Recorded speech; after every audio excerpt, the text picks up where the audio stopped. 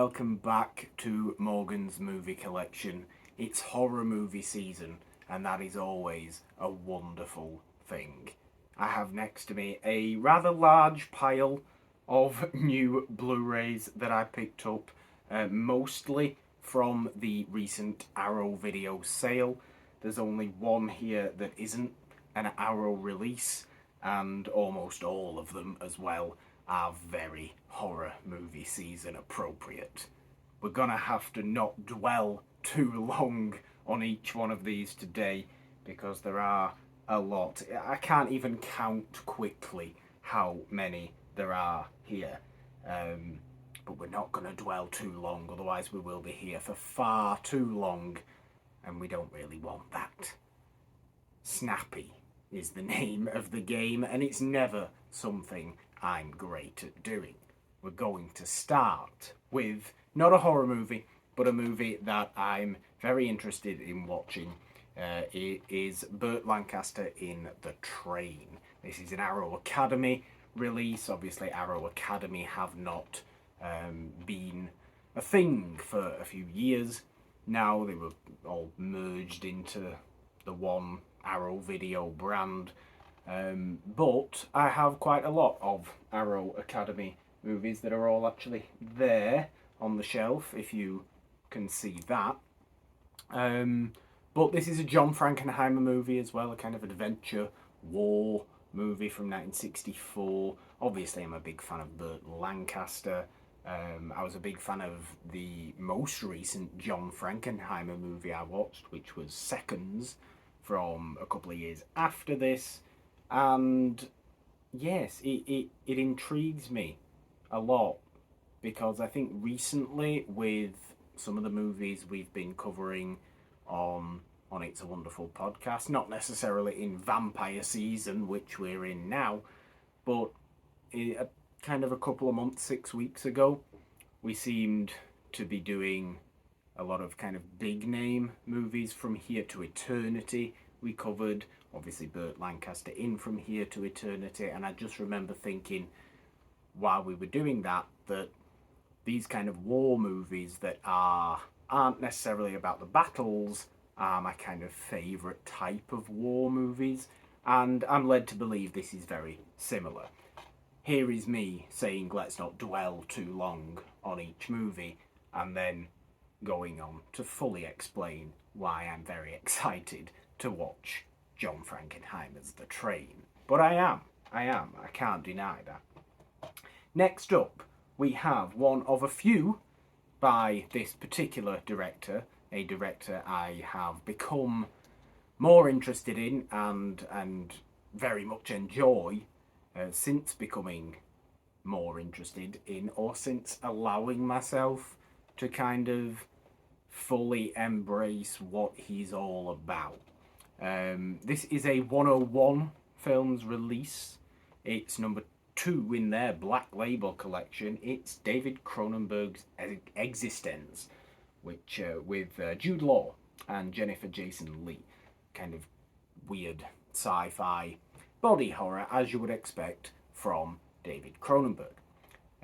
There is, I think, 3 Cronenberg movies in this pile, and yes, really since kind of last year, maybe the last couple of years, I've made a point of watching a couple of more Cronenberg movies in and around this kind of season, because they are, they tend to be quite messed up and weird, but I've become quite a big fan, actually. And there's certainly still gaps in my Cronenberg watching, but Existenz I'm interested in. Of course I'm interested in it. I bought the movie, but I'm intrigued by, because it's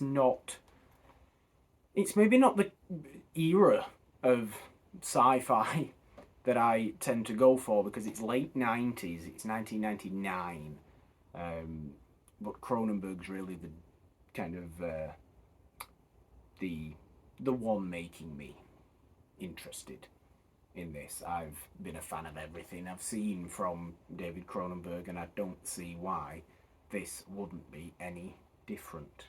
But there we are. Existence, 101 Films' lovely Black Label edition of Existence. Now into the full Arrow video madness, which is the rest of these. In fact, I might show you just the set, the actual box set we've got first, because this isn't actually horror movie season appropriate. Neither was The Train, obviously, but I think the rest of them, maybe minus one other, are. But I also picked up in the sale, this was half price. It's the complete Sartana spaghetti western, 5 spaghetti westerns with the character of Sartana in, who is somebody I'd never heard of since, hearing about, or before hearing about this Blu-ray box set. It's not a new Blu-ray box set, I don't think. I don't think it's too new. I'm not quite sure when it was, but it is full of features, if you can see all those there. We may do a little bit of a deeper dive into this when I have actually watched all these movies, but I am fascinated by the titles of these, because this is a movie series, a series of spaghetti westerns that isn't like Sartana, The Return of Sartana, The Revenge of Sartana, or anything like that. The first movie is called If You Meet Sartana, Pray for Your Death, which I just love, and the rest of them follow that kind of title convention. I just love that phrasing of a title. So I'm interested to see those. I really am. I've been watching a few more spaghetti westerns this year as well, including Arrow's Vengeance Trail box set, which I really enjoyed, and a couple from Indicator as well. Have put out a few spaghetti westerns this year, or fairly recently, that I've found myself watching this year. But yes, I think we may do a deeper dive onto that. But finally, for God's sake, let's get on to the actual weird horror movies, and we'll start with George Romero's The Crazies. Yes, okay, more of a sci-fi movie, more of a paranoia pandemic movie, I suppose, but one with a very kind of brutal morality, and playing around those kind of things. Almost a precursor to Dawn of the Dead. 1973 does come in the middle of Night of the Living Dead and Dawn of the Dead. Obviously, George Romero makes a couple of other movies around that time, one of which we actually covered on, or one of which we will be covering, depending on when this video goes up. I can categorically say it was or will be this week's episode of It's a Wonderful Podcast. The main show is Martin from 1977, the vampire movie. Or is he a vampire, is he not? You'll see what we're talking about if you've seen Martin, if you listen to that episode of It's a Wonderful Podcast. Find it on all major podcast platforms.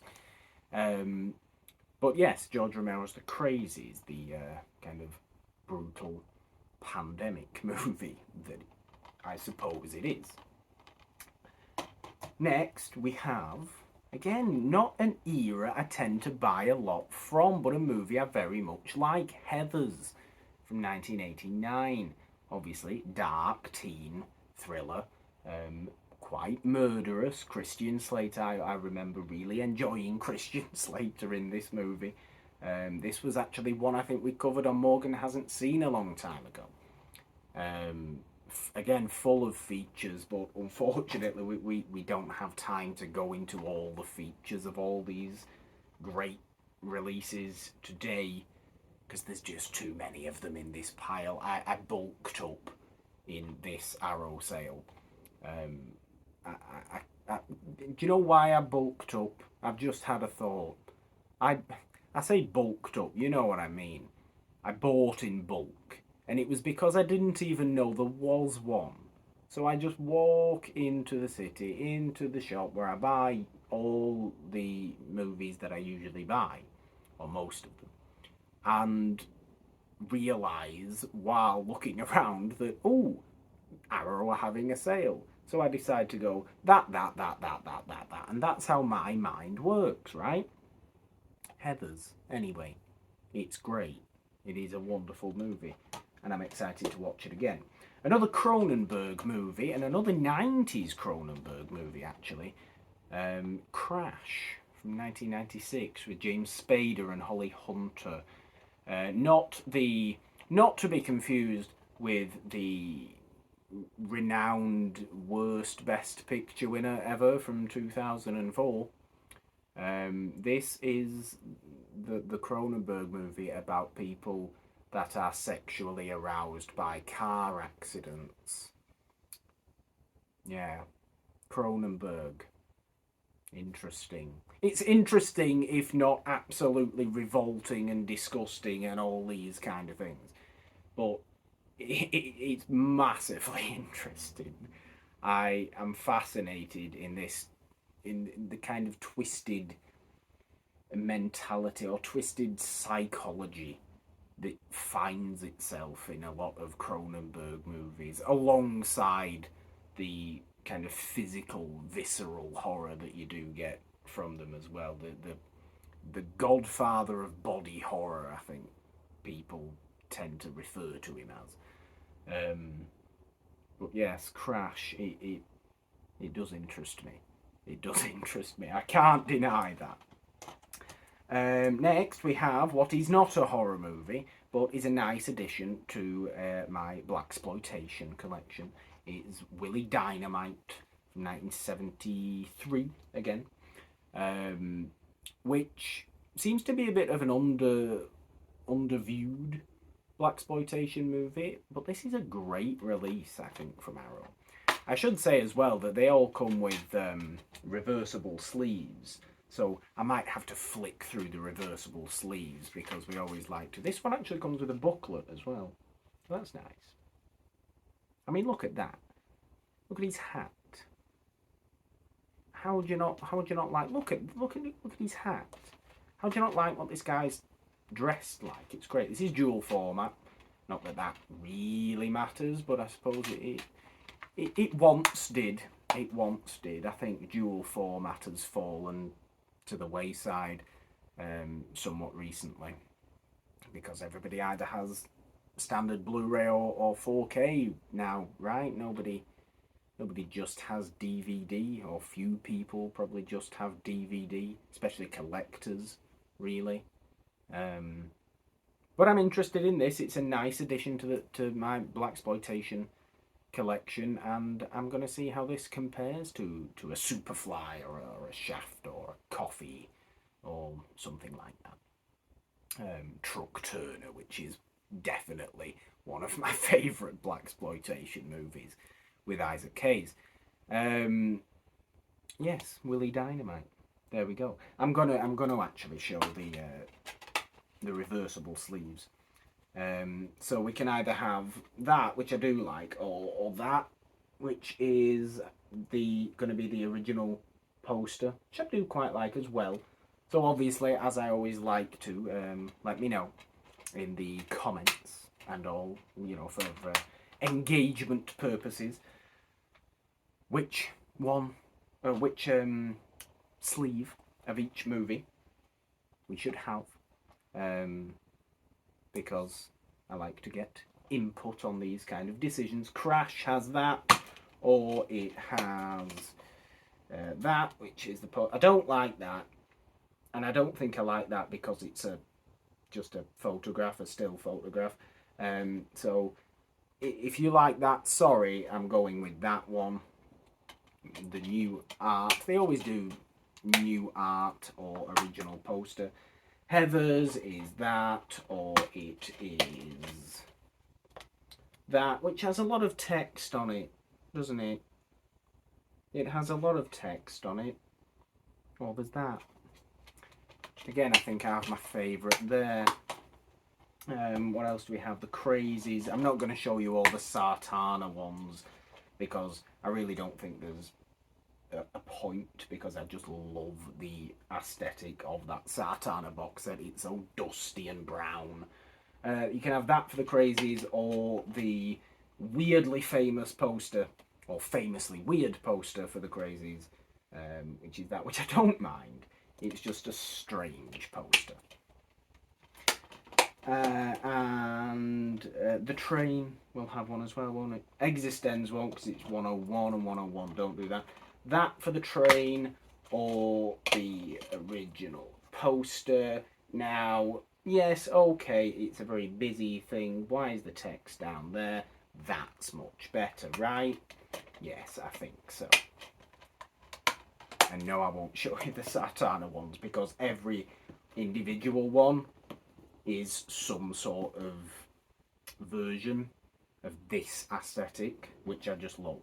So nobody's swaying me on those ones, I don't think. Next, we have a movie I really do like, and a movie we covered, was it last year, on It's a Wonderful Podcast, the main show, I think. Burnt Offerings from 1976 with Oliver Reed, Karen Black, Betty Davis. It's a great kind of house possession movie. The house is the evil thing about Burnt Offerings, and it slowly but surely kind of takes over Karen Black. Oliver Reed's running around like a madman. And you get a slightly older Betty Davis in there as well, who's great in this movie. I forget who the kid is. Who plays the kid in this movie? Yes, I knew it was a recognisable name. Lee Montgomery from Ben plays the kid in this movie as well. It's a wonderful movie. It falls into that kind of realm of mid-late 70s weird house movies like Amityville Horror or something like that. It's a really good companion piece to something like that. But a great movie in its own right. I really do like Burnt Offerings. One of the few of these that I have actually seen. Brian De Palma next, again 1976 I think. This is Obsession with Cliff Robertson. And who else is in this movie? Who else is in this movie? I don't know. Why doesn't it say who else is in this movie? Genevieve Bujold is the female lead in this movie, if I've pronounced that name correctly. But yes, Brian De Palma, weird protagonist, obsessive. What's not to like? Why would I not want to see this movie? I don't believe it's quite as... do we say gratuitous when it comes to De Palma as something like Dress to Kill or Body Double? Two movies I really do like. But twisted enough, I'm led to believe, and a bit of a Hitchcock homage as well, which there's never anything wrong with. Obsessed from Brian De Palma. Next is a movie that I am still staggered that I haven't ever actually seen, but it's because I haven't owned it before. And I know Arrow have re-released this one, I think twice, or definitely reasonably recently in a big kind of 4K re-release. It's Dario Argento's Bird with a Crystal Plumage. Kind of, well, it's his, is it his first giallo movie? Would you call this a giallo? It's a giallo movie, isn't it? Of course it is, because it's mystery thriller, murder mystery thriller, really, with hyper-violence and twisted plots. But I haven't really got a clue what The Bird with the Crystal Plumage is about, other than it is, when is it from? 1970?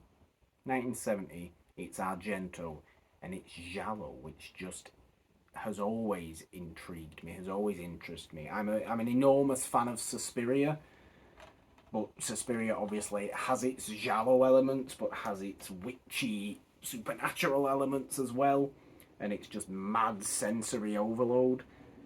I'm led to believe Bird with a Crystal Plumage isn't quite that extreme, but why would I not be interested in watching that?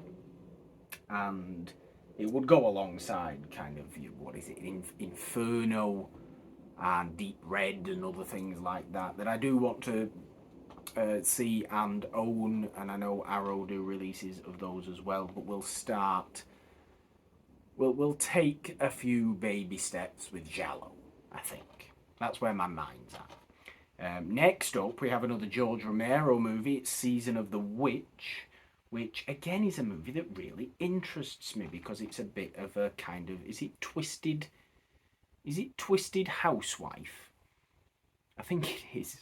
Or it's supernatural, a bewitching tale of a housewife driven to an interest in the dark arts. So it's witchy, and it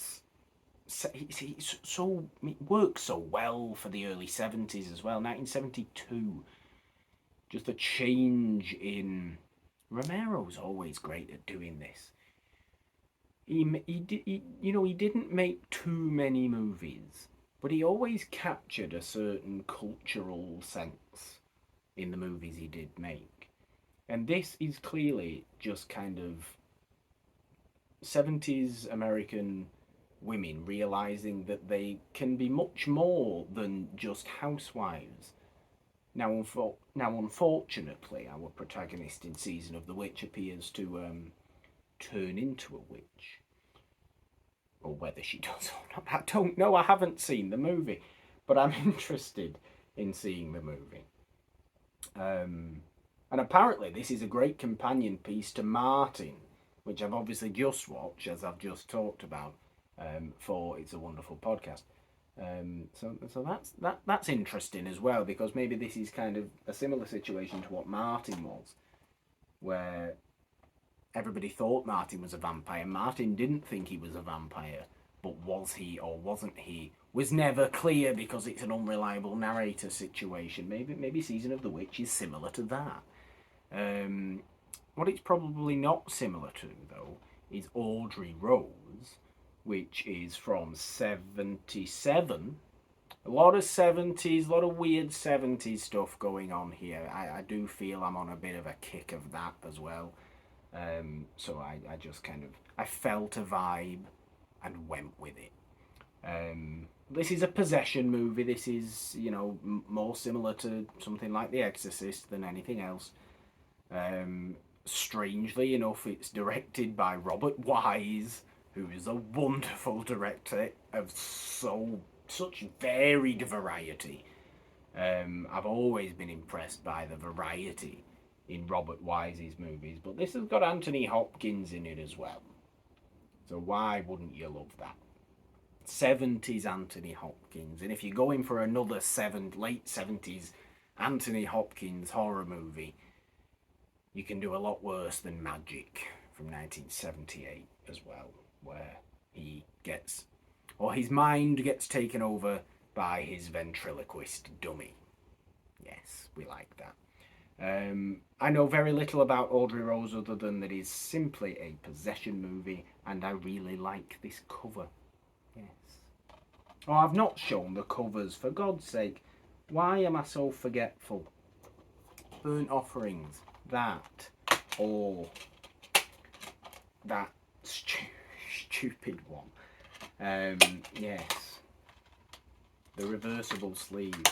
I keep forgetting, I'm sorry. Audrey Rose's is that, which I do like. Or that, which I don't mind either, actually. Comes with a booklet as well, Audrey Rose, that's nice. Season of the Witch, you get that, which I do like. Or that in black. Oh dear, that disc has just fallen.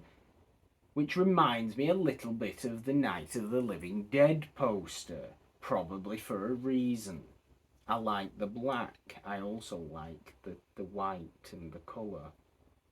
That's a tough one to choose. I'm going to have to find that disc now. Sorry. I found it. Raw, unfiltered, that's not a word, unfiltered nonsense here on Morgan's Movie Collection. Would you have it any other way? Bird with the Crystal Plumage, that lovely bloodied bodied peacock. Or the Italian poster by the looks of it, yes, which is very intimidating, isn't it? I prefer the peacock there, admittedly. And Obsession, we have this kind of strange swirling thing that doesn't not remind me of Vertigo or